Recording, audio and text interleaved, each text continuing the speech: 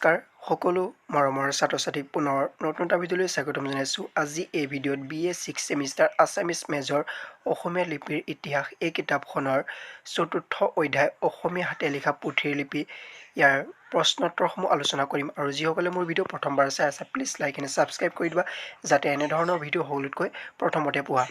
১ number, Bhaskar বৰ্মাই Gauda ৰজালৈ উপঢৌকন হিচাপে কি আগবঢ়াইছিল?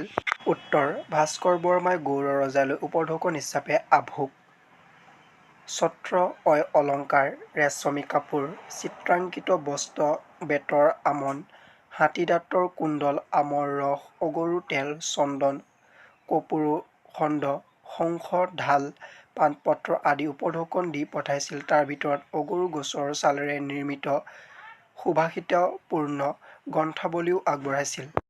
২ নম্বৰ, চৰ্যা গীতিকোষ আৰু দোহাবোৰৰ ভাষা কি আছিল? উত্তৰ, চৰ্যা গীতিকোষ আৰু দোহাবোৰৰ ভাষা প্ৰাকৃত ভাষা হ'লেও হাতে লিখা পুথিৰ নিদৰ্শন আছিল।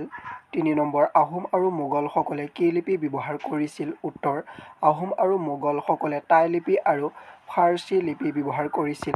৪ নম্বৰ, লিপিকাৰসকলে লেখনিৰ সামৰণিত কি লিখে? উত্তৰ, লিপিকাৰসকলে লেখনিৰ সামৰণিত ভীমস্যাপী ৰণে ভংগো মুনিনাঞ্চ মতিভৰ্ম যথা দৃষ্টং তথা লিখিতং লিখকে নাস্তি দূষণং।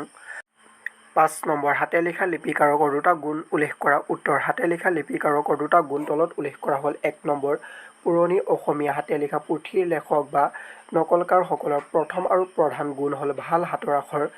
২ নম্বৰ, সংযমী আৰু সত্যবাদিতা।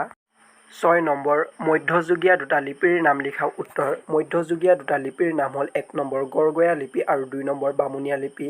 ৭ নম্বৰ, কাইথেলী লিপিত ৰচিত দুখন পুথিৰ নাম লিখা। উত্তৰ, কাইথেলী লিপিত ৰচিত দুখন পুথিৰ নাম হ'ল ১ নম্বৰ, কিতাবত মঞ্জৰী আৰু ২ নম্বৰ, হস্তী বৃদ্ধানভ। ৮ নম্বৰ, হাতে লিখা পুথিৰ লিখন কলা দুটাৰ নাম লিখা।